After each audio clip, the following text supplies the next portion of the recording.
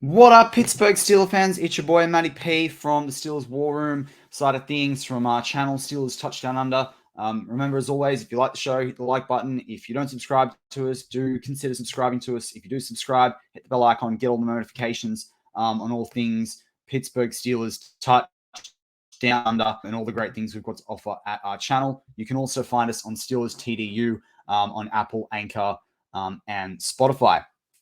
So the Steelers signed Keanu Neal, a guy we talked about on War Room earlier on in the week, a guy that we compared to a bunch of other safety prospects. I'm going to keep this video quite short, sharp, sweet, and all those good things. So Keanu Neal is a guy we bring over who spent some time last season at Tampa.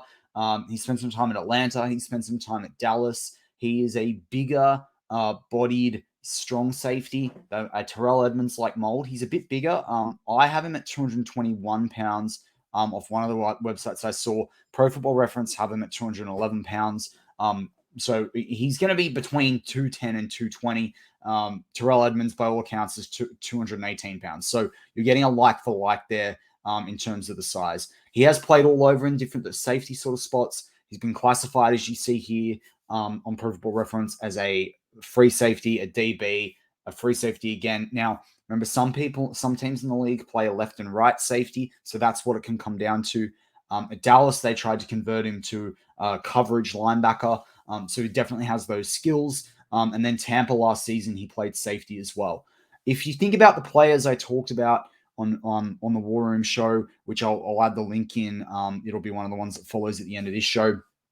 Go back and check it out for that deeper comparison. But I'd sort of said Keanu Neal, Landon Collins are the guys that I kind of felt the Steelers should really go after there, particularly around sort of the games that they'd played, the production that they'd had. Keanu Neal, I like Landon Collins better than Keanu Neal, but they've agreed this deal with Keanu Neal. I've seen it very quickly in between my work days, so I thought I'd quickly jump on and give you a 5-10 minute show.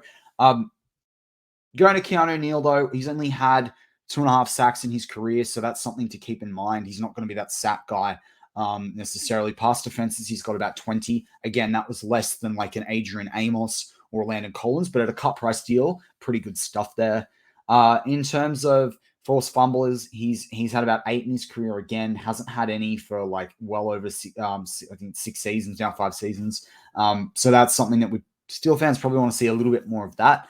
But in terms of complementing things that Minka does, working in the three safety sort of tandem with, between Fitzpatrick, Neal, and KZ, that's really helpful. The other thing it does do as well is it means the Steelers don't have to go reach in the draft for someone like a Dayan Henley out of Washington State, like a Henry To'oTo'o out of Alabama. They don't have to worry about doing that now. And this is that classic Steelers approach that we've seen year on year, transitioning from the Colbert into the Khan era around filling through free agency, even if they're the backups and the veteran guys and the depth pieces that most teams are discard, picking up those guys so you've got more ability to pick the best player available in the draft. And that's how you get better. That's how you create a dynasty. So overall, like the pick, or not the pick, but the addition of Keanu Neal. Again, I'm interested to see what happens with Landon Collins. Again, there could be injuries with Landon Collins. He may have signed somewhere else. I haven't seen that in the last couple of days since we did the War Room show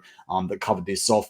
But if he has, that makes sense then as well. I do believe he's still a free agent from what I checked a day or two ago.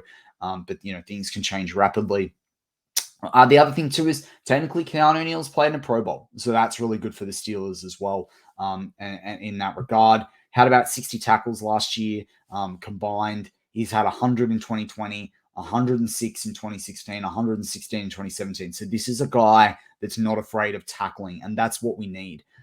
So that's really helpful. Again, he's only 6 foot, according to reports. So from my perspective, I was a little bit like I wanted to see like a 6'2" sort of guy come in. If possible, to try and be able to mark up against all the tight ends I've talked about recently in the AFC, like your Dawson Knoxes from the Bills, your Travis Kelce's from the Chiefs, not that anyone can mark up on him. You've got Uzama out there, the Jets, you've got Hayden Hurst there as well, Mark Andrews in the AFC North. So there's definitely a bunch of guys, and even Njoku, as much as I think the Browns way overpaid for him, he did make some plays for the Browns last season. So you do have to have that tight end coverage. He has allowed 75% or more in terms of completion percentage the last 3 years running. So we'd hope to strip that back.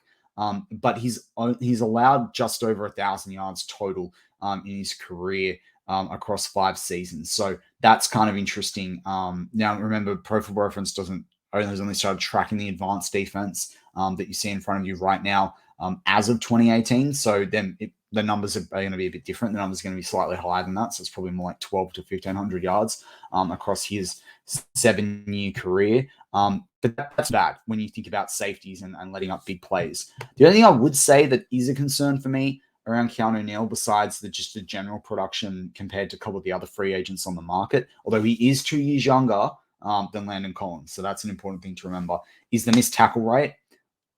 I don't like to see missed tackle rate above 10 to 11% at a safety. Minka actually has a fairly high missed tackle percentage, despite how good he is as a player. If you look at these stats on the screen right now, 12.5% 2019, 9.9% 2020, 15.3% in 2021 missed tackles, and 10% of missed tackles last year. So Steelers will need him to be a little bit better there, and really sort of bring that average down. Like, I'm glad it went from 15 to 10%. That's a big deal there. His quarterback rating also allowed is quite high.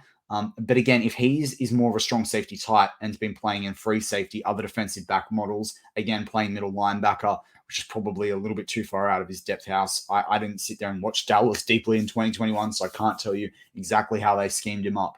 But, the Steelers will want to see a bit of a shift there and making that difference. But he won't have to do some of those things that he may have been asked to do elsewhere. He'll get to play his game as a box safety, as a dime linebacker.